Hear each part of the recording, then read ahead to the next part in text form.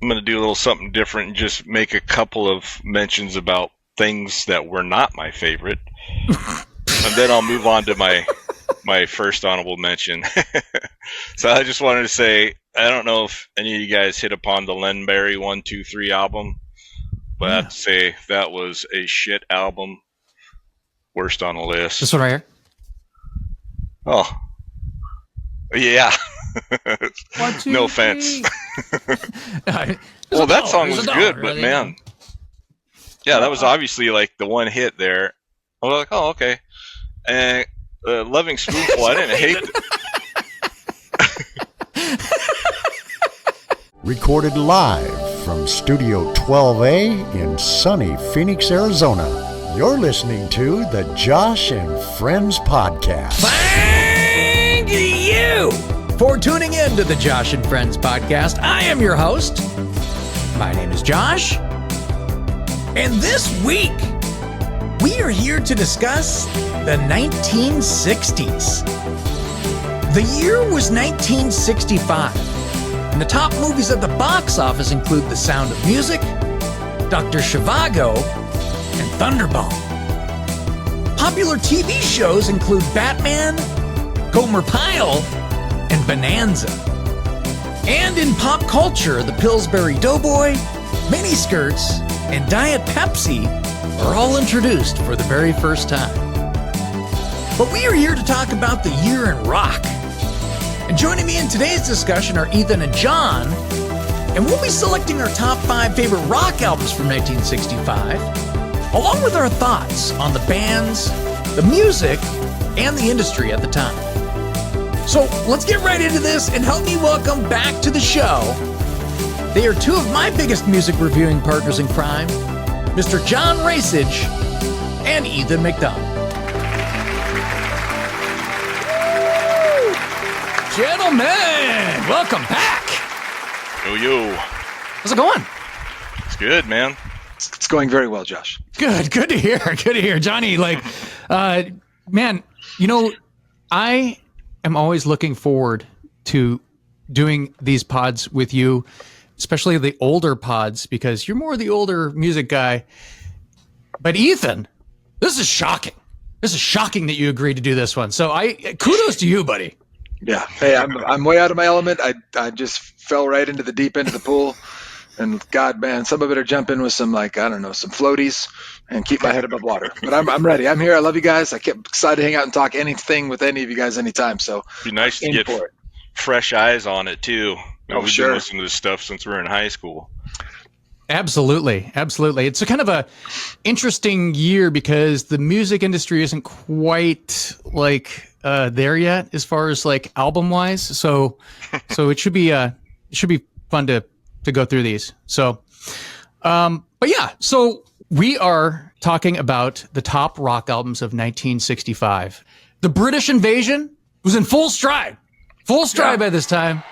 The last year in 1964, Beatles came in, everybody followed. It was a good time to be British back in the 60s here. They were taking over the charts and everything like that. But the Americans were trying to keep up. We're trying to hold our own. So, yeah. But anyway, so as usual, what we're going to do is we're going to give our top 4 albums. We're going to do our runner-ups, and then we're going to give our number 1. Right? Sounds like a plan, brother. Yeah, so let's do it. Yeah. We're going to start off with Ethan. We always start off with Ethan. So Ethan, you do. You're going to start us off, buddy. So what do you have sitting at your number 5, man? I have to say, so like you said, I was pleasantly shocked too that you asked me to be a part of this, because I was kind of like, I didn't see that one coming. But then I thought you volunteered. I thought Lee would be. I don't even know what Lee would bring to the table. He'd say, "Is there an album like Clutch?" And to be fair, this is my dad's played a lot of this music for me quite a bit. My mom, sure. So there's some stuff there, but it was interesting for me because my question was, as I kind of going through this. Man, music was so different. Everything was so streamlined back then. Like you said, this British invasion, and thank God for the British invasion, how much that changed music forever. And I wouldn't have any of the music that I love listening to without all these bands kind of being the pioneers, if you will. And so I kind of asked myself, well, what would I have listened to if I was alive in 1965? Knowing I like some very strange, not like Johnny, but like some very aggressive. In a good way, right? In a good way. Yeah, well, dude, I love his strange. Johnny's I don't like, you need good strange in your life. Johnny, you're the best kind of strange. I love you, brother. Like the things I'll you've make you a introduced play. into my life. Please do make me a playlist. I'd love it. So as I went through it and I was trying to sort through it and then just trying to go through albums, to me, it was so confusing too. Cause my criteria is always complete album. That's very hard to do with this particular time frame. Very. Very hard to do. But then the fact that so many of these albums are just like predominantly covers and a few original songs, like that's so new to me. It's like kind of makes sense, I guess. We're definitely in the singles era so far, yeah. Just great singles, because for radio play, I don't even know if like record sales and all that kind of thing were the huge industry that it is now, or was then, even about 10 years later, the 70s or whatever. But like, so I'm just like, wow, this is really confusing. And so for me, when I finally started going through all this and listening and doing the best I could with the short time frame that we had to figure this out, number 5 is Summer Days and Summer Nights by the Beach Boys. Awesome. I really like that album. I mean, the Beach Boys in general just always had a vibe that just always made me think of good times, happiness, and girls in bikinis. And especially when I was a young man and a teenager, I'll be honest, the first time I ever heard California Girls, I was kind of like, okay, I can get behind this song. Did you hear the David Lee Roth version first? Of course, on not MTV. First. Yeah. No, not first. But of course, I do Okay. remember that and Okay. the video. Well, Yeah. no question, that only makes it even a greater song in my mind when you got David Lee Roth, Diamond And a Dave. couple of the Beach Boys sang backup vocals on that version too. No That's way. awesome. Yeah. I didn't know that. That's really cool. Well, and then I've got to imagine one of the other songs that I knew really, really well, even though I didn't know the Beach Boys version of it. So I know it had to probably be a cover. I can't imagine they originated that. And then I Kissed Her. But maybe they originated. I don't know. yeah. Isn't that like the Ronettes or something? It's or- got to be something. But that's such a great song. Maybe Kissed And Her? their I don't version know. of it, Yeah. the version of Yeah. it was awesome. And then, of course, you got Help Me Rhonda on there, which is like a staple Beach Boys, just good vibes. Summertime. I just wanted to have a cerveza and sit on la playa and just think about, just good times. So for me, it was a tough one for this 5th slot because I feel like the other 4 were pretty easy to figure out for me just because I am kind of such a rock and roll kind of heavy metal guy. So Yeah. this one was kind of maybe a fringe that I didn't know, but I couldn't deny it compared to the other albums. So number 5, Beach Boys.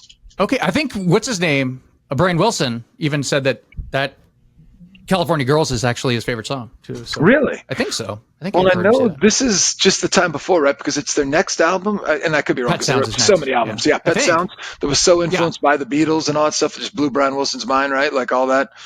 I mean, Yep. was this before or after he was recording with Charles Manson? I'm joking. All right.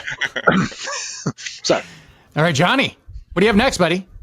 Yeah, it was kind of crazy that the Beach Boys inspired by the Beatles, and then the Beatles in turn, after Pet Sounds, got really inspired by them. That's awesome. Just Sgt. Pepper. I love that. Revolver. Yeah, That's that's so cool. such So awesome cool. stuff. It's like when people started getting influenced by each other instead of just covering each other.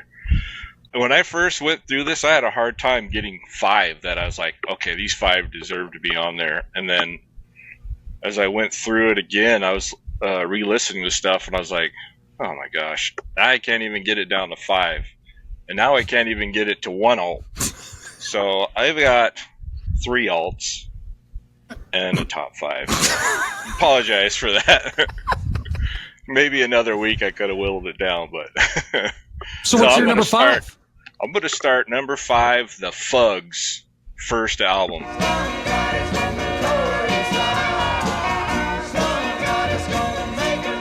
I've Fugs. never heard of this band, dude. I almost thought it was a joke. Yeah. But I was like, well, I got to listen to this. This is definitely going to be interesting. We'll see how it goes. And man, I mean, it is some great 60s like garage punk alternative sound that Yeah. I did not expect. I thought it was just going to be some, I don't know what I was expecting, but not that for sure. And I've always been a fan of this like 90s Atlanta-based collective of musicians called the Elephant Six Collective. They're like, they would all like play on each other's albums, do spin-off bands and stuff like that.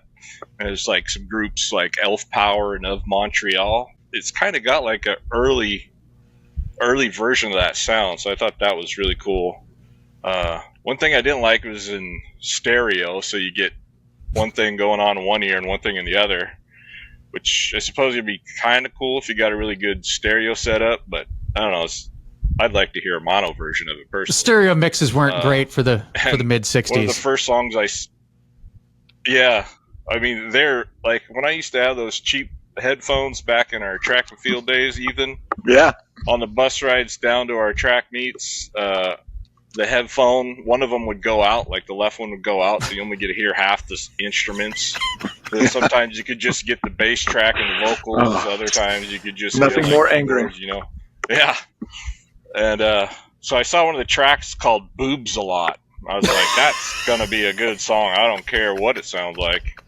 And sure enough, it's a good song. Yeah, this is a solid album actually. It was pleasant. I gotta check that out. Yeah, I'm gonna put this on like. Come on, John, don't lie. You like part of the reason you picked the Fugs is because the name The Fugs. Come on. Of course. That's like a +2 in my mind. If you got a cool name, that's how I used to pick the horses at the horse racing track. I'd go with the ones with the coolest names, and man, like I don't know, 30% of the time they'd win, which I don't know if that's good odds, but I wasn't betting money. I was changing toilet paper rolls in the bathroom. So that's right. Good old days. Emerald Downs. Making money the old-fashioned way. Yeah, so that's my number 5. All right, awesome, man. The Fugs. Good stuff. Good stuff. What about you, Josh? What do you got for number 5, handsome? All right, so my number 5 is a hometown classic. And not only is this album ahead of their time, but the songs, they're fun. The music is catchy. It's like, it's a big inspiration to the garage bands and a precursor to the punk rock scene. I've seen tons of bands say that they were inspired by this band. I hadn't heard a lot of this band, but when I listened to this album, dude, this album is not only the hardest album on this list, but it's like, it's probably the poorest recorded album, but it's the Sonics. Here are the Sonics. Wow, baby! Oh, you're driving me crazy! From out of Tacoma, like right down the street from us. I mean, come on, man. And I got a kick out of this, the music, because it was so funny. It's like the music is a little too loud for their 60s amps. They're like, they're shitty, like, 60s recordings. Like they're not great. They're probably, I could just picture this in like some, half-ass recording studio in Tacoma in some warehouse or something like somewhere. And, but that's part of the charm of this album. The production is raw. The songs were crunchy and short. The lead singer, Jerry, he had this singing style that would just a lot of Little Richard, like, ow, ow, ow. Yeah. He's totally like just fucking, he's like, he's almost like he's like in the wrong kind of generation. But you could see how this inspired a lot of these bands that were to come in the future. Ahead of its time. Yeah. Like the very Witch hardcore for the era. Yeah, The Witch and Psycho, those are good original songs, but even like the cover tunes are solid. Like Walking the Dog and The Nighttime is the Right Time. And then you have like Roll Over Beethoven it sounded like I was at a house party and everyone was like getting fun and rowdy and drunk. I'm like, dude, this is awesome, dude. So that's my number 5. That's my number 5 album. I was thinking the same thing, like they're royalty in this area, and I didn't learn about them until I was older. And I expect them to be like the Walk Don't Run style band instrumental. But then I listened to them, I was like, oh, dude, these guys are hard. I was like, if Neil Young's the supposed godfather of grunge, then I guess the Sonics would be like the great godfathers. Yeah, for 1965, this is pretty hard. It's pretty hard music. You know what I mean? And it's like I said, like the amps, you could like tell the amps are struggling. They're like, we can't take, like, it's like everything's going, it's like they're almost blowing out, or like they're too loud for the equipment at this period of time. Coming off them. So yeah, that was my number 5. So Ethan, what do you have sitting at your number 4? Number 4, and I wish I would have had the time to go investigate the Fugs. That might have been a number 4. I don't know. I mean, I'm fascinated. I got to go and listen to that now. Yeah. My number 4 is another band that I had knowledge of, and then I knew this I think was their U.S. debut album as part of that British invasion. And it's a band that my dad absolutely loves. So there's just a lot of nostalgia tied to The Who. So when you got My Generation is number 4. I mean, obviously the title track is just epic. Okay, I mean, it's one of the hugest pieces. But I mean, there's other tracks on this thing. Like when I was listening to it, just to see like, is it complete? Like I said, finding a complete album. Good luck at this. There's just not many that are very complete. Keith Moon's drumming, though, my lord! I think one of the first songs I heard was I think it's Out in the Street or something like that. It's like maybe the first track off of that.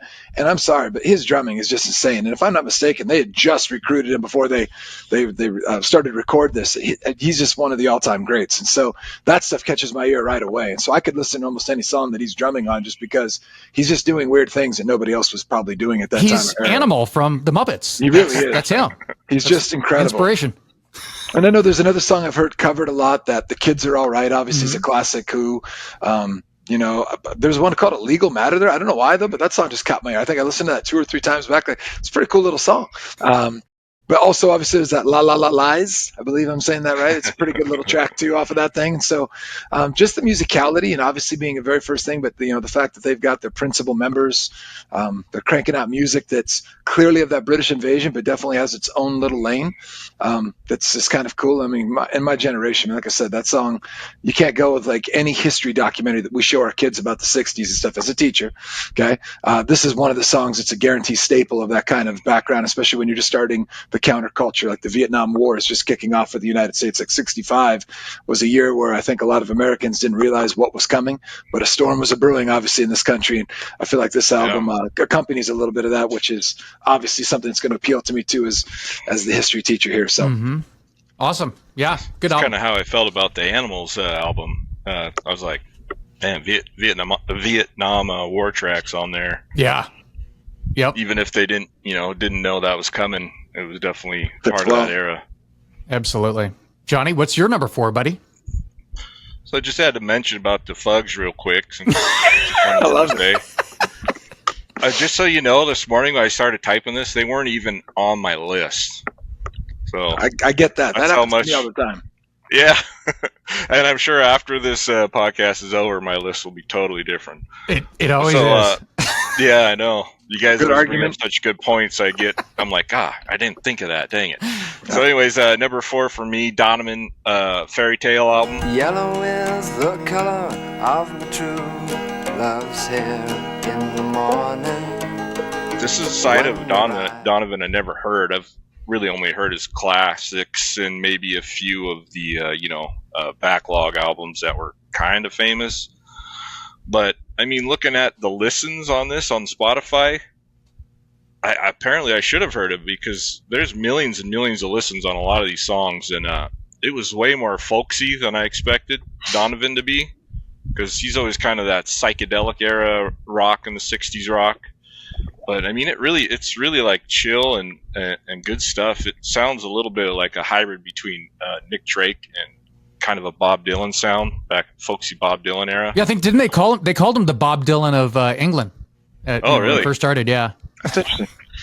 Then he kind of did his own, like you said, like the psychedelic kind of vibes. Yeah, I know. He totally like changed up, but I really like this. It's a solid album. I listened to every song and didn't really have any complaints or skipped through any of them. Yeah, I hadn't heard one of them. So it was another one on my list. Surprised by. It was kind of cool when that happens. You get to learn something that you would have never learned and hear something you never would have listened to. Donovan, good stuff. All right, so I guess I'm next. Yeah. What do you got, I'm Josh? next. Guess so. Number 4. Yeah. All right, The Quattro. 4. My number 4 spot. I had to go with someone that was primarily known for how good of a singer they were. Also for their mind-blowing harmonica playing, and some pretty decent songs were covered by, this person that had, good covers of his songs. Of course, I'm joking for the first part. He's not a good singer. But Bob Dylan. Is in a basement mixing up the medicine. I'm on a pavement thinking about the government. Number 4 You spot. threw me off, man. Sorry. Bob Dylan's Bring It All Back Home. This was Dylan's first top 10 album in the U.S. And Subterranean Homesick Blues became his first single to chart in the U.S., peaking at number 39. And it's widely recognized as one of the greatest albums of the 60s. But this album, I was like, I couldn't believe how many classic songs were on this. I'm not usually a big Bob Dylan guy because the voice and everything, but dude, this is like one of those albums where, like what Ethan's talking about, how it's hard to pick these albums because not a lot of these are complete albums. The record companies that, a band would release a single or a couple singles and they throw them on the album. They're like, we need to complete an album. We need more stuff here. So what they would do is they would like do covers and like, put a bunch of other stuff on there. So they're like, we need some more stuff. Bob Dylan was not one of those guys. Bob Dylan was a prolific songwriter, not known for his singing, but he was a prolific songwriter. There are so many great songs on here. She Belongs to Me, Outlaw Blues, Mr. Tambourine Man, It's All Right, Mom, and We're Bleeding, It's All Over Now, Baby Blue. I mean, like, I couldn't believe how many like songs were on this album. And again, I'm not a huge Bob Dylan guy myself, but I really respect the fact that he was just such a prolific writer, and he pumped out all these original songs when nobody else was kind of doing that, and he was doing it on his own. Yeah, it's wild. Like he didn't have a collaborator. It's like Bob Dylan. So, and this is the first album that he actually went electric. So that's what I was wondering. So that's a pretty big deal too. So director John Hughes, we all know John Hughes, right, from the 80s. Oh yeah. He actually said that this album was massively influential to him as an artist while listening to it in his teens. And Dylan definitely Breakfast Club. Yeah. Dylan definitely had a bigger hit albums, but I think this is like one of the albums that really clicks with me as far as especially the earlier albums. Not big. Really good point. For the really folksy stuff, Bob Dylan. I mean, that's fine. Like, it's really early stuff. The times you change. That's okay. But like, this album, I really like this album. So that's my number 4 selection. And we have a cat. We have a cat in the house. Sorry, I just kicked him. Oh, poor little guy. I bet sounded mean. Shh.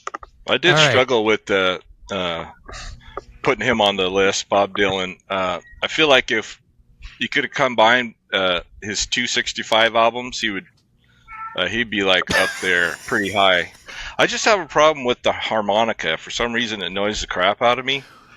He's not a great harmonica player. That's like I've heard that by so many people. They're like, he's not great at harmonica. He's not a great harmonica player.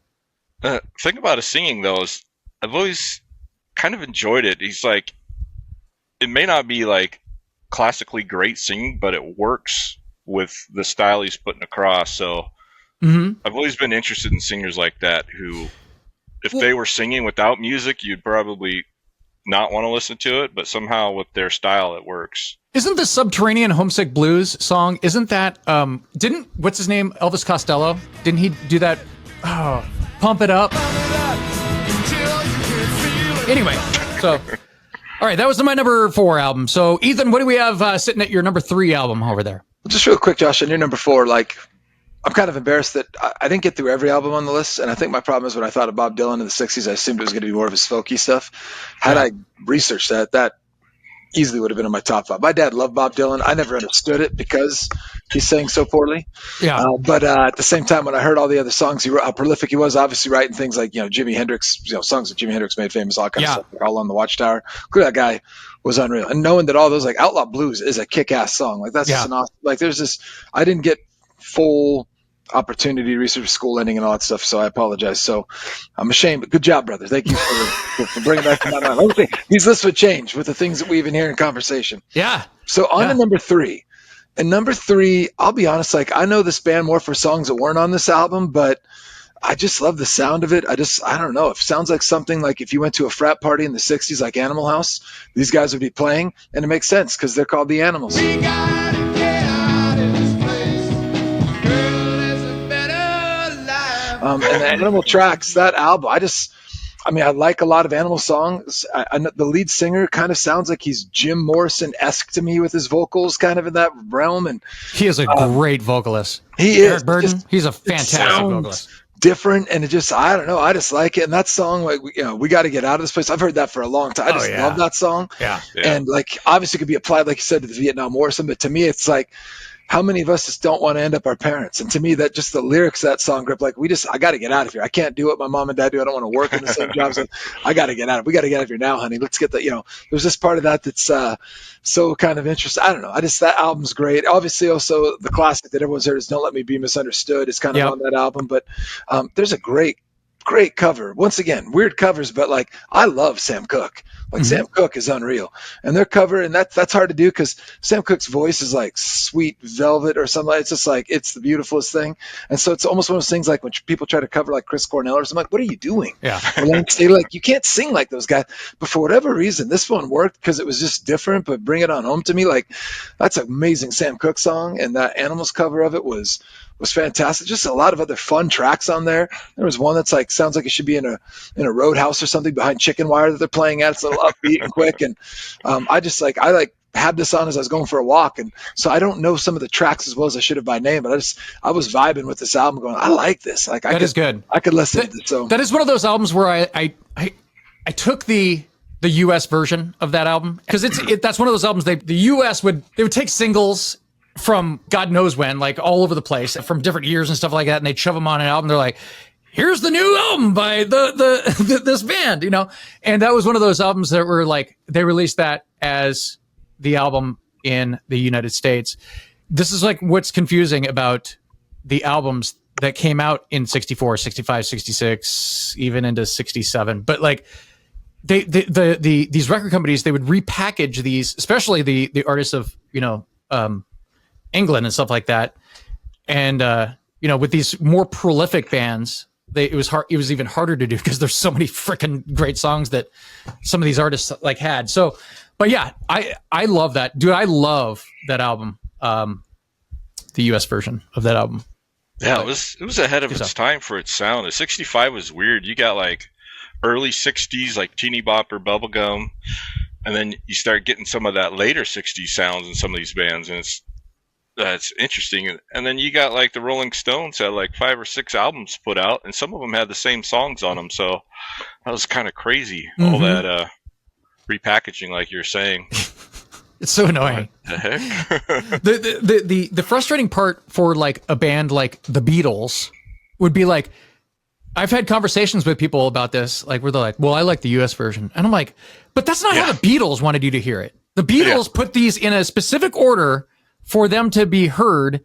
And then the US just like, well, we want the singles. I get it. Like, She Loves You and like, Money. I Want to Hold Your Hand. And like these songs, like they were not on albums. So they're like, those are huge songs. Why are these not on an album? So they put them on an album. Right. So it's like, I get it. But in the end, they're like, all right. We'll just let you release your albums. Like, so, but yeah, great album. Johnny, what's your number 3? So I think we're going to start revisiting some albums that we've seen before. So I got the Beach Boys' Summer Days and Summer Nights. Help Me Rhonda. I love that song. It's probably one of my top 5 the Beach Boys songs. It's great. Obviously, California Girls touched on. A lot of these other songs, though, they're not mainstream at all, but they're quality Beach Boys sound. Like, they sound just like what you would expect to hear, or the Beach Boys song. You just probably never heard it before. Songs like Girl Don't Tell Me, Then I Kissed Her, Ethan was talking about. It's like a gender swap cover of the Crystals hit. You're So Good to Me is really good. I swore that one of those songs was in a movie I really liked, and I was going to mention it, and I researched it, and sure enough, it wasn't in that movie. Wow. So I don't know if I got Mandela effect, or I don't know. Isn't my brain was hacked? I don't know. Is Help Me Rhonda like? And I don't know if you guys know this, but like, is Al Jardine that's like one of the big hit songs that he actually sings, I think. Help Me Rhonda. I don't know, because like there's like, I don't know how many singers are in that band. it certainly wasn't Phil Anselmo. That's correct. I'd like to listen to that. Me too. We'll type that into AI. Oh yeah. Make it happen. So awesome. Any other tidbits about the album there? No, I mean, we kind of touched on it before, so I'll probably just leave it. All right. How I really like some of the non-hits on that album was kind of nice to not experience a filler album. Awesome. Love it. So is this number 3? My number 3? Yes, sir. All right. For my number 3, I had a band that was packed with talent. They were one of the big dogs when it came to competing with the British invasion bands, which was pretty hard to do back in the mid '60s. Here, there were some bands that could actually do it, like the 11 Spoonful or CCR. I mean, CCR came a little bit later, but Beach Boys, Doors, Rascals. But this band, they had Roger McGuinn as the lead guitarist, Gene Clark as the primary songwriter, and they had David Crosby, a man that we would really come to know in the next decade here. But much like Joe Cocker did with the Beatles, the Byrds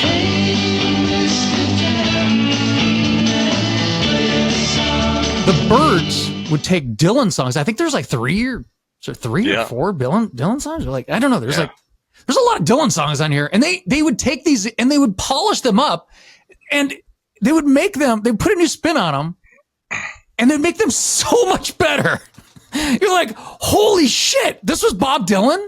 Wow. Totally different song. It was fucking amazing. So songs like, Mr. Tambourine Man, All I Want to Do, and Chimes of Freedom, they're much more palatable to listen to than Bob Dylan.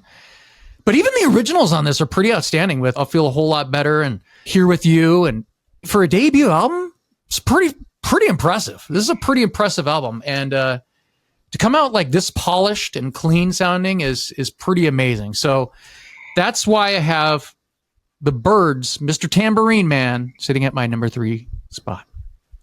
Makes sense, my friend. Makes sense. We are down to the final 2. We're down to the final 2. Ethan, what do you have?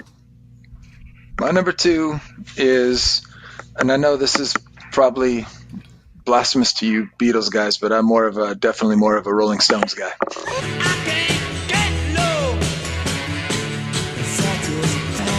And once again, the problem here is how many albums, the British, the UK, like, Josh, you answered a lot of questions because I was so damn confused and I was looking like, wait a minute, how the hell does one band put out, like John said, 4 albums? And but with this one too, my dad was a big Stones guy. He loved the Beatles too, and I have mad respect for the Beatles. Like, they changed music forever and they're incredible. But in terms of just the sound and just the what I like, what kind of appeals to me, and that little bit of kind of just a little bit of dirty edge there. A little grittier. Out of our head, blues rock. Bluesy. I love blues rock too. So Out of Our Heads is, I think, what the name of the album, right? Yes, I think so. And like right off the bat, there's a cover called Mercy Mercy. And I don't know, just awesome hook. Keith Richards on guitar, the fact that you've got a lot of the principal members are all intact there, and then just Mick with his vocals and everything. Last Time is just, I mean, that's a freaking amazing song that I had known forever because my dad loved this. Once again, you cannot watch a 1960s documentary about American history because I know the Beatles invasion was huge, but also I think it was on Ed Sullivan's show when the Rolling Stones played I Can't Get No Satisfaction. It was not maybe to the same level, but it's like this, I mean, to talk about something that just the angst of what the 60s are going to become and just kind of embodying that song is like, that song's absolutely awesome. Crucial. It's just a great song. Nothing else that sounded like it in the 60s. And like you said, that dirt. But then once again, you got a great time or Good Times, a good Sam Cooke cover again, which is kind of like, what the heck, man? It blew me away how much of this was just covers. But I get it now. Like you said, like record executives filled the album.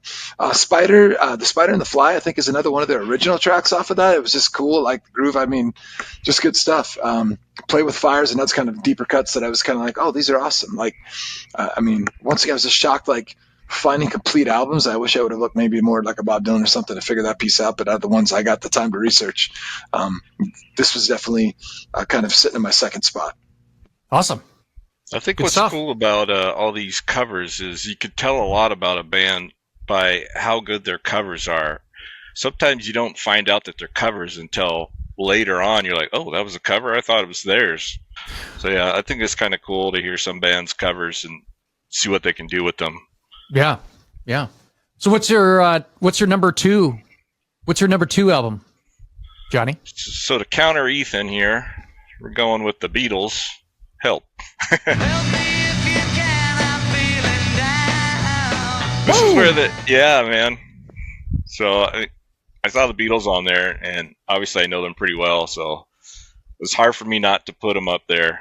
But this is where their songs started becoming less of that boy band stuff and a little more serious, like with Help and Yesterday. And didn't Yesterday win a bunch of awards? I was looking into it, and I thought it was like a Grammy, but I don't even know if they had Grammys back then. But there's some definitely like well received, that song. I've always loved Ticket to Ride. Just the drum track by Ringo it was really interesting to me. Yeah, that's a great drum song. I've seen people do that. They're like, here's how a normal drummer would do that, and here's how Ringo did it. And it's like, that is pretty fucking creative. Like, yeah, it's always been hard for me to pick out like individual sounds, like instruments until I've like listened to it for 100 times, and I start hearing, I'm gonna listen to the bass part of this song. But that always stood out to me like from the beginning. This was also my favorite musical aside from Popeye. I actually really liked the Help movie. I got it on Blu-ray, I believe. South Park, Bigger, Longer, and Uncut. Is that your all-time favorite musical? I mean, come on, brother. Oh, shit. Dude, I remember you loving that movie. Yeah, I still watch it every so often. Isn't it? Where was that filmed? It was in like the Bahamas or something like that? It was filmed in like, I don't know, man. I think it was a reason to go on vacation, like Adam Sandler movie. They went all over the place because they're in the like mountains. Oh, that's right. And then they're in like the Bahamas, and I think they're in England. Wow, yeah, coolest freaking house in that. And it's movie. in color. Yeah, and this is when they're starting to get that devil's lettuce. I think getting off of the amphetamines and into the devil's lettuce. So the devil's lettuce. Yeah, it's just I don't know. It's a good album, but I feel like it's like the end of their early years. You could definitely feel it moving on into a little more serious tones there. Yeah. So my number 2, it's the Beatles' Help. Hey, you've got to hide your love away. Piggybacking on you, Johnny. I mean, come on, buddy. It's like, all right, I'm just gonna. It's one of my favorite comments by people online is the Beatles are so overrated. That's one of my favorite comments because like I just want people. I want everybody to listen to this playlist. This thing I sent over to you guys as like just a sample of everybody's like music.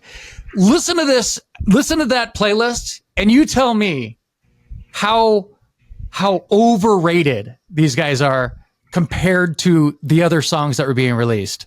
I mean, it's ridiculous. It's ridiculous. So yeah, I mean, listen, these guys like you said, John. This is like a very transitional album. Like you could tell, like some of their stuff is kind of like it's a little bit 1964 bleeding into 1965, but man, you're right. It's very serious, like personal, sophisticated songs like Help and especially John Lennon, obviously. You've got to hide your love away and you're going to lose that girl, Ticket to Ride, It's Only Love. They're very like, oh shit, you read the lyrics of these songs, it's like, oh, wow. Huh. And like the fact that George Martin made him change Help was supposed to be like, help, I need somebody, help. Yeah. Not just anybody. And it's like, it's supposed to be dude, like no, depressing. make this a fun pop song. And he's like, oh yeah, but that doesn't really go with the, it's like, hey, who cares? Who cares? It'll be fun. It'll be poppy, So it's like really, I heard that there's a version of that maybe laying around somewhere. Like, I'd love to hear that version. Like, and I'm sure someone has covered that in a different, darker way. But that is a dark ass song if you just like take the lyrics and read that. Yeah. Of course, McCartney comes back and he's like, well, I'm going to lighten it up a little bit. And, and he's going to put in his, The Night Before and Another Girl. But McCartney also has some of his strongest songs with I've Just Seen a Face and Yesterday.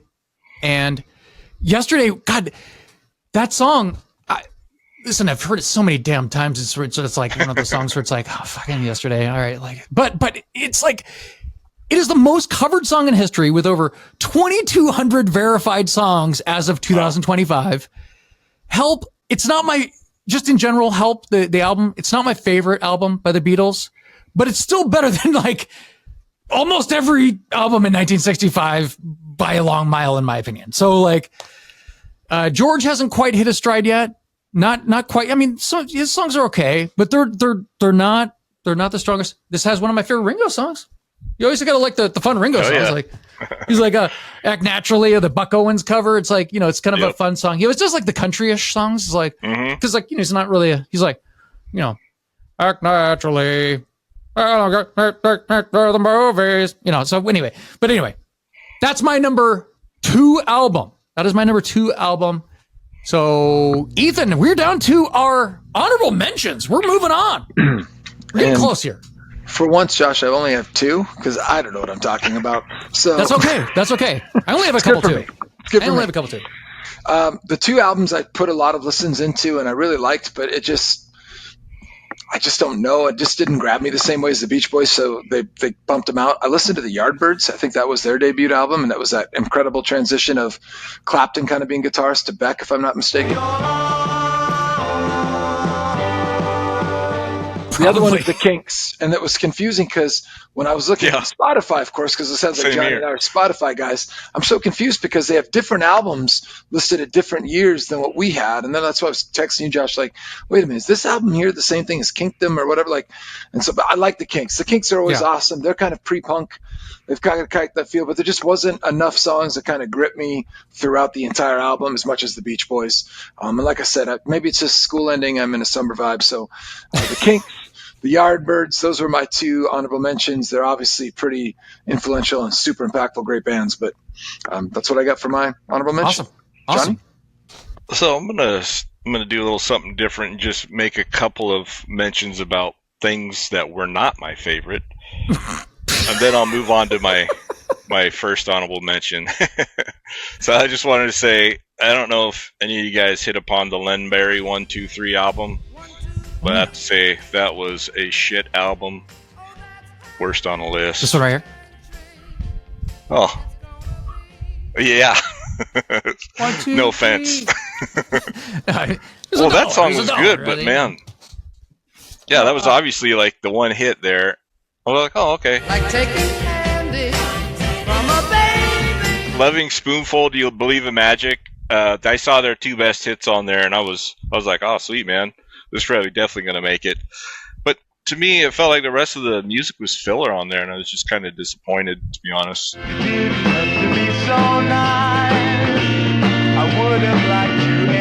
That was the couple non-good things I wanted to mention. But, so my first alts was a tie between 2 bands, and so I'm going to, I guess, touch on what Ethan said about the Kinks. This band's like persisted from like, I don't know how old when they first started, but this is 65, and I know they put out hits in the 80s. Mm-hmm. They had a pretty fucking cool Christmas song. I don't even know when it came out, but it was pretty badass. Father Christmas. Yeah, give us some money. It was an awesome song. And I mean, there's a pretty hard rocking song on there. Come On Now. So come on now. It kind of reminds me of that Some Other Guy song by the Beatles during the like Cavern Club Hamburg era, when they're all hopped up on amphetamines and just going nuts. So it kind of had that really, I don't know, just dirty hard sound like some of these other bands. There's a cover of Dancing in the Street that was kind of bad, but at least it was way better than the Bowie Jagger embarrassment. But the whole second half of this album was good. Like, I was shocked. I was like, I went through the last 6 tracks or whatever, and I was like, if the whole album sounded like this, it probably would have been on my top 5, because it was like, it just sounded like all good Kinks material. And the first half was just kind of weird that it's like they didn't have any input on the order of how the music was going, or either that or they thought it was way better than it was.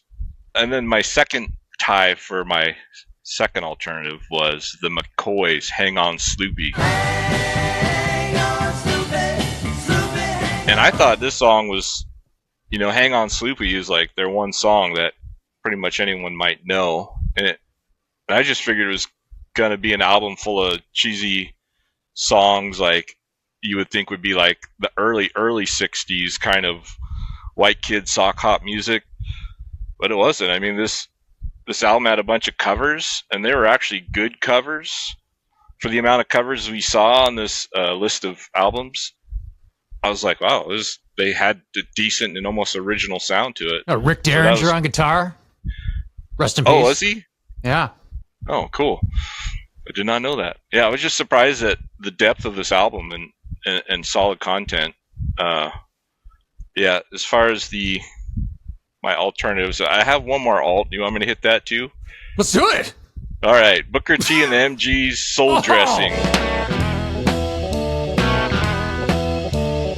Yes. Like, I'm not usually one for solid instrumental tracks, but I mean, I really like it. Like, hearing a song here and there is instrumental, but this album is like fucking cool instrumental album for like background music. I don't know, you put it on like a dinner party or something. I think I'm actually going to put it on my like art night playlist rotation for when I'm actually making artwork. Awesome. Just nice to have some music going. It's really cool, John. You know, like the Booker T and the MGs is like the backing band for the Blues Brothers. Yeah, it's pretty sweet. Donald Duck. None of their hits. Yeah, Donald Duck. Big band, none of the hits are band on this album either, but it's like 100% the same vibe as their hits. So I thought that was cool. Awesome. So is that it? Is that your runner-up list, right? Yeah. I like how most of the runner-up list was the runner-ups of the songs that you don't like. Well, you got to touch all the shit sometimes just to know, what we've gone through and the journey we've made, the friends we made along the way. Oh, that's awesome. I love that. I love that you called out poor Len Berry over here. All right, Len Berry's taking shots over here. All right, I do like that 1, 2, 3 song. Right? Yeah, it's a cheesy '60s song, but I believe is that the one song I think that there's a list of songs that came out from John Lennon's private jukebox, and that song was in his jukebox. So one of the they're into some really like interesting stuff early on. Like they would be like importing. They're like hipsters, man. Back in the early '60s, getting those rare import blues rock songs from the U.S. and just basically mimicking them until they got good into their own sound. And that was basically their whole first couple of years was just playing those tracks, all these different people. Yep. So my runner-ups are I just have a few. So basically, I had the Rolling Stones, Out of Our Heads, the U.S. version with Satisfaction, The Last Time, and Play with Fire. Love those tunes. I had the Animal tracks. The album had some killer tunes on it. The U.S. version was just a kind of like a hodgepodge mix of like their singles, but God, they're just killer songs, man. They're just awesome. Yeah. And then I did have, I threw it on there just because, I mean, this is on so many people's album like favorite albums lists, like of the 60s, and it's not mine, but Bob Dylan's Highway 61 Revisited, like I like the song Like a Rolling Stone. Yeah.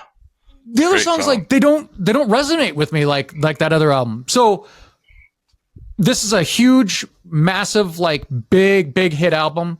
Most people would have this on their top 5 without a question because, again, he wrote all these songs, which is huge, especially for 1965. That's like massive. And Like a Rolling Stone is like, he's fully electric by this time. So that's full band and everything, going right there, and electric guitars and all this stuff. So those are the 3 albums that I had on my runner-up list. We are down to the number 1 album of 1965. Ethan, take it away. Well, Josh, I have to ask you. You had predictions, you said, talking to Andy before we got started, knowing that I was a little out of my depth. I'm waiting for it because I'm going to tell you after. I'm not going to say it now. All right. Well, once again, we've established that this genre, this era of music, I have no idea what I would have listened to.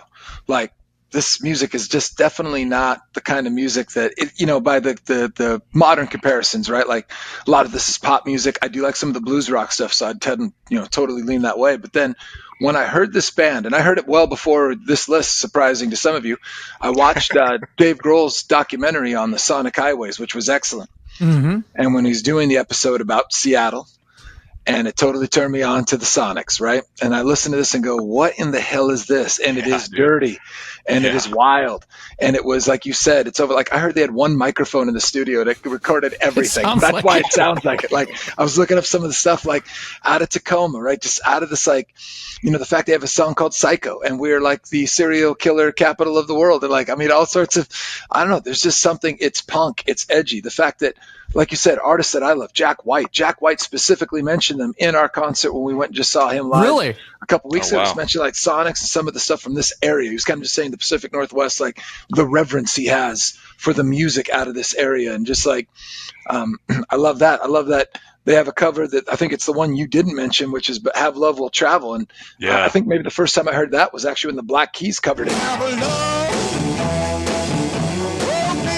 I thought it was Black Keys. I mean, it sounded like Black Keys. Awesome.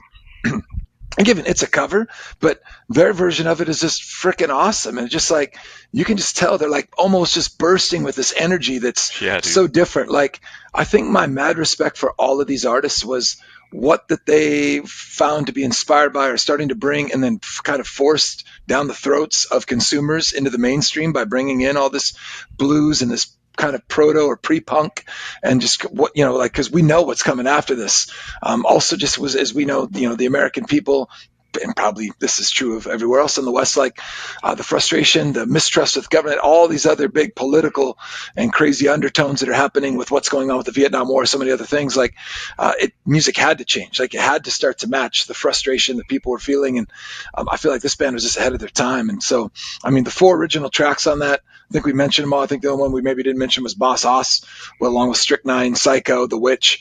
I mean, just cool stuff. And so when I heard that, I started listening and adding them into playlists as soon as I got done seeing that Sonic Highways that Dave Grohl made, and was like, damn, I've got mad respect for these guys. And just shocked at how had I never heard of them prior. But then again, I mean, unless KSW was going to play it or something, I don't know where you would have come across that unless you have. They're not playing it on KBSG, the oldie station. They're not playing it on the classic rock stations. It's so gritty, edgy, and just maybe a little too dirty. Well, the thing too is, like, you don't want to play stuff that isn't recorded well either. You know what I mean? Like, probably isn't going to sound great over the radio, right? I think the only one would have been like Louie Louie. It was probably the grittiest song that ever made it that big. Yeah, did they cover them too? Yeah, I think that's covers on one, if not that, the next album. I think so. Yeah. So was that what you were guessing, Josh? Yeah, it is. I nailed it. I fucking nailed it. You would. What about the other top 5? Did you have any other guesses on the other top 5? Did any of those other albums? No, I told Andy, I go, that has to be on. Stones. That has to be in his top 5. It's probably his number 1, because I was like, what is the grittiest, fucking hardest album on this list? And it's not even a question. That's the hardest album on this entire list. Easily blows the Fugs out of the water. Hey, listen, the Fugs have their place, man. They have their place, and they're sitting at Johnny Five's number 5. Yeah, it's just really cool to know that our Seattle culture is so much deeper than, obviously the grunge era when we grew up. But I mean, we had Hendrix before that, but he's not necessarily known as a Seattle, musician. We busted out in London, right? Or exactly. England, somewhere. But to think that back in '65, what was Seattle? I mean, it was hardly nothing, and yet we still got this deep cultural music scene even back then. This is pretty cool. It was still raining a lot in '65. Oh yeah, it was. I heard about that. All right, John. Number 1 album of 1965. What do you have, buddy? You probably know. Rubber Beatles, Soul. Rubber Soul. He's a real man, sitting in his nowhere land. Obviously, I'm Team Beatles. The fact that these came out in the same year is still kind of blows my mind. Because on the one end, you got The Help, which is still leans into that bubblegum sound, and then Rubber Soul is like It's got to be that Devil's Lettuce I was talking about earlier. I mean, I don't know what else it could be, but the songs on here, I mean, there's maybe one or two that sound like they could have been on Help, but this album is so different. I mean, you got Norwegian Wood. Love that song. But I'd have to say it's got my least favorite collab on there was the Starkey Lennon. Wasn't that the only one, Starkey Josh? Lennon? Oh, the What Goes On? What Goes On? What Goes On? Didn't they cut? They might have cut that. Did they cut that one from the U.S. release? I'm not sure. Sounds like it was a good choice. Yeah. Yeah. I mean, I don't know. It's weird because we talked about this so much on the Beatles podcast. It was over a year, maybe 2 years ago, but yeah, it's that. I know Help was the bridge between the early stuff and the middle stuff, but I feel like Rubber Soul is basically the like other side of that bridge, and like definitely something changed in that year that totally made him grow into that new sound. It's like that creative and just innovative sound that most people know him for. Yeah. I'm just gonna cut to the chase. That's the number one album. Easily, like it's so far ahead of even the number 2 spot, which the number 2 spot's the Beatles. But anybody that's being completely honest with themselves, aside from Ethan, of course, and giving these albums a true rating can only, I mean, if you're like a history of rock and roll, this album is such a leap in the direction of, I mean, it's a crazy album. Like we said earlier, this is the album where Brian Wilson, like, he listened to it and he's like, holy shit. I remember I heard it sometime in late 1965 when I was smoking pot, and I just tripped out on that album. I said, that's the coolest album I've ever heard in my life. Yeah. It blew me out so much.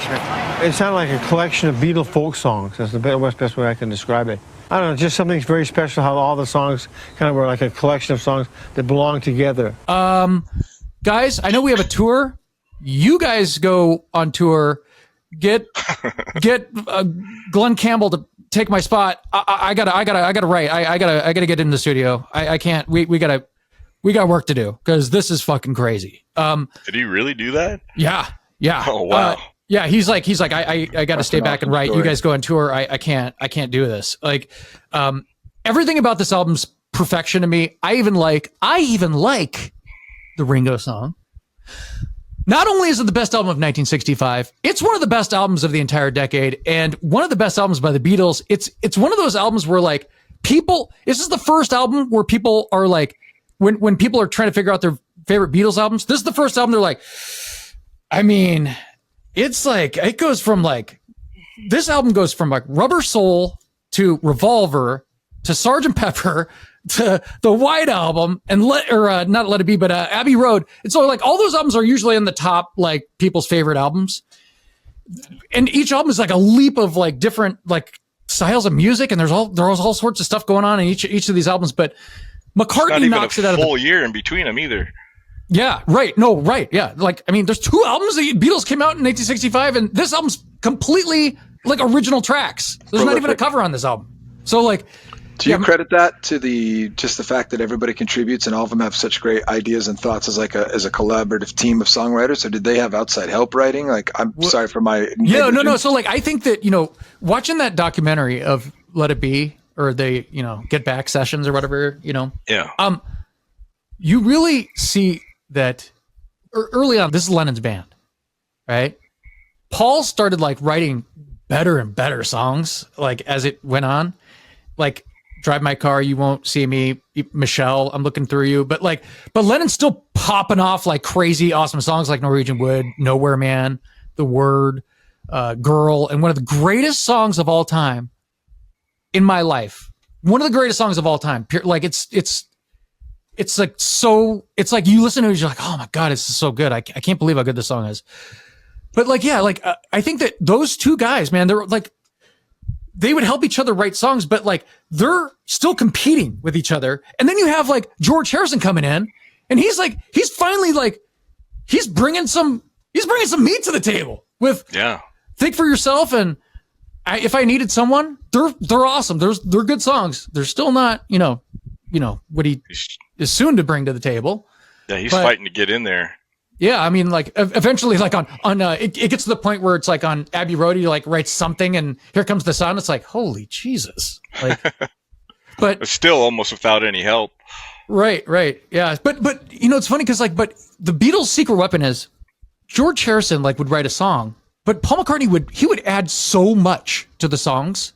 Mm-hmm. He would add so much to these songs, and then he's still going to give Harrison the credit for that song. He's not going to take half writing credit for that song. You know what I mean? So it's like some bands would, like Mike Love, but I don't know. It's just one of those things that it's not like the Lennon McCartney. They had the agreement of hey, whatever we write is a Lennon McCartney composition. But I don't know. The album is a little bit more stripped down, a little than their previous records. Their vocals, the backing vocals, are some of the best vocals that I've ever heard. In a backing, I remember we used to sing these backing vocals when we were driving around. You won't see me. I love. That's one of my favorite. One of the most well produced albums of the '60s, easily. Yeah, I mean that's their other secret weapon. They have the secret weapon of George Martin, who put a lot of fucking work into these albums and gave them just crazy suggestions. And he had the knowledge. He had the expertise that they didn't. Yeah.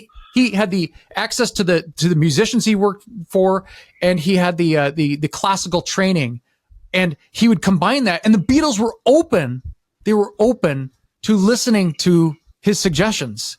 When a lot of other bands, maybe the Sonics are like, why would we want more microphones in the studio? Why? I don't understand. I don't think they could afford more microphones in that studio.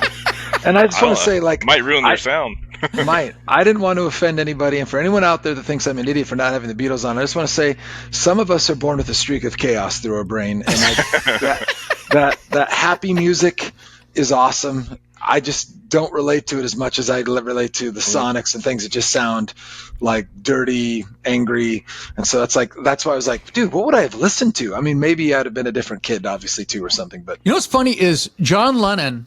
I always tell people, I go, John Lennon. If you take John Lennon, his vocals, and put them behind a different band, dude, that guy is he's a hard rock singer, dude. His vocals are gritty. His lyrics are dark.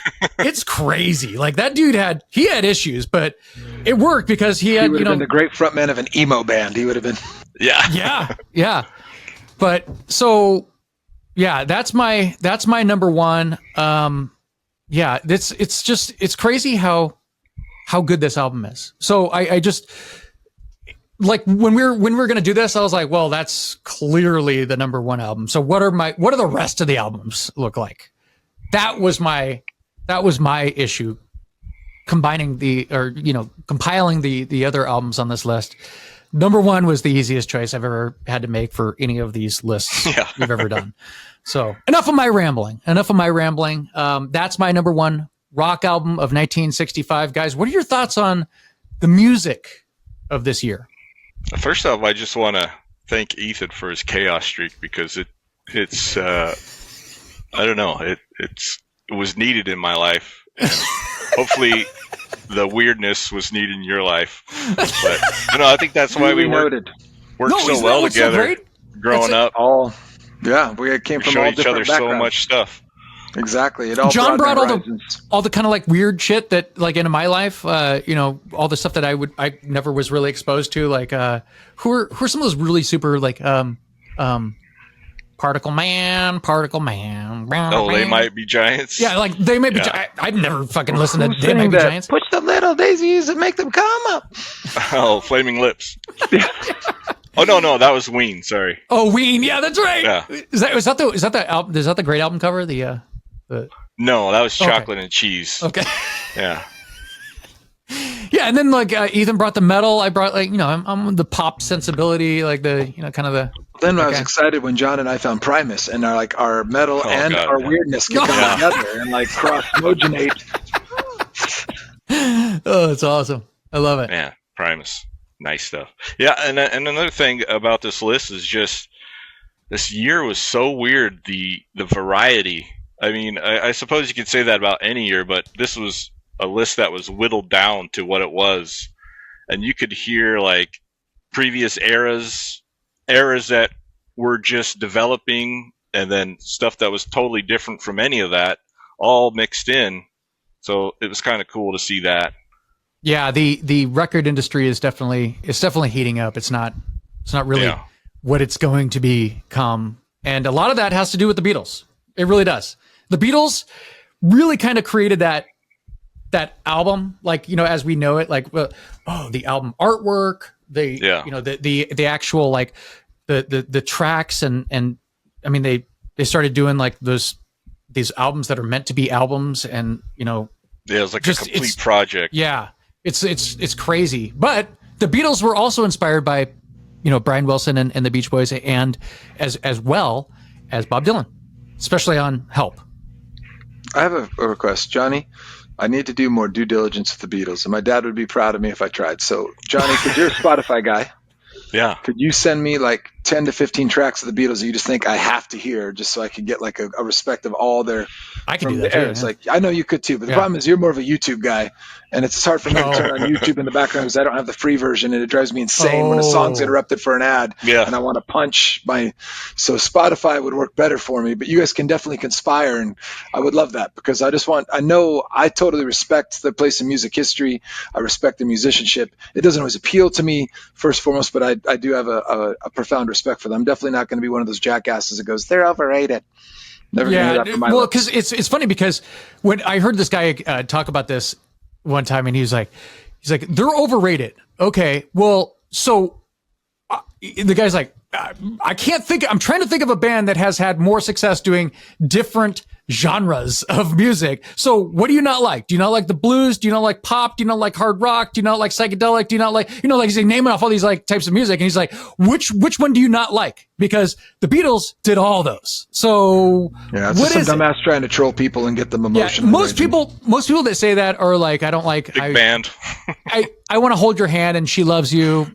All right, they're poppy songs. I get it, but even the corny poppy stuff is still way legit, and you wouldn't have anything. I mean, it's better than any of the other pop that was out at that time. But you heard it 1,000 times. They put out, in 7 years, they put out like 13 albums or something, like, and they were how massive. many singles? That's insane. So it's like, and each one of those albums, you could literally. The most fun thing I had about the Beatles growing up was learning how much time went by when they were releasing these albums and how much they changed. It is astonishing how much a band like that can evolve.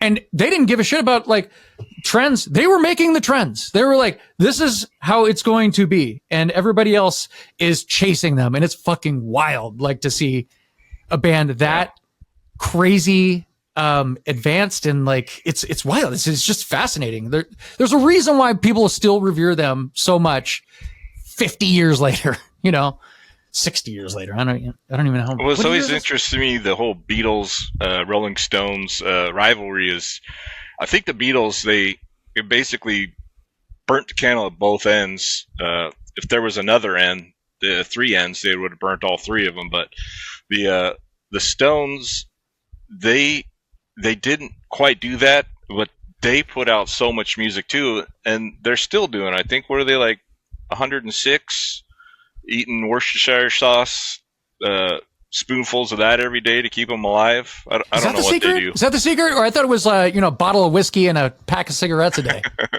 Yeah, I don't know, but I mean, look at, they're still going. I haven't heard of Beatles. I mean, obviously there's only 2 Beatles left, but I haven't heard anything from McCartney that could touch the Stones stuff recently, except the Hackney Diamonds was actually pretty good, like, shockingly. I think that's probably I think the reason for that too is they had that young producer kid that came in and worked with them, and it sometimes takes that Stones. Where you have a fresh guy that comes in and he goes, "Listen, guys, your last couple albums, not great. You know what was great? The 60s, the 70s. Yeah, let's revisit that. That formula that works. So let's do that. Let's do that again." After the 80s pretty much destroyed every 60s and 70s musician because they tried to get into the 80s sound, they should have all just got back to what they were good at. But Yeah. I think it's amazing that the Beatles did what they did in 10 years, but I think it also is what caused them to implode. Just, I mean, the amount of energy and fierce competition they were doing with it. They were locked up together for those 10 years doing nothing but, and they were only like 30, man. They just wanted to get married, you know, live a life, but they were having this group of dudes that they had to spend all this time with to keep doing what they were doing. And there's too much music. There's too much music being written. They can't keep just sitting there releasing white albums, double albums every couple of years, every year. So yeah, it had to be done. It had to be done. George Harrison comes out and releases a triple album. He's like, "Yep, these are the songs that I've written in the last couple of years." So yeah. Anyway, all right, guys. Yeah, I think it's ready. It's time. I thank you guys for coming on, and I want to ask everybody else what your picks are. Do you agree with our picks? I doubt it. Probably not not mine. I mean, hey, I had it in my top 5. Hey, you did, brother. I had it in my top 5. Dude, I listened to it and I was like, this is pretty fucking fun. It's pretty fun. Yeah. Pretty fun song. Pretty fun songs. It, like I said, it sounded like I was at a party drinking, you know, out of a keg, you know, with a what do they call what's the cups? You know, the Solo cups. Red Solo. Red Solo cups. Yeah. So we want to hear your top 5 albums. Let us know in the comments below. Gentlemen, any final thoughts on 1965? Love you guys. A lot of thoughts. Aw. All right, gentlemen. Yeah, those are the best. Thanks for including me. All right. For Ethan McDonald and John Reesage, my name's Josh. And as always, thank you for being a friend. Love you.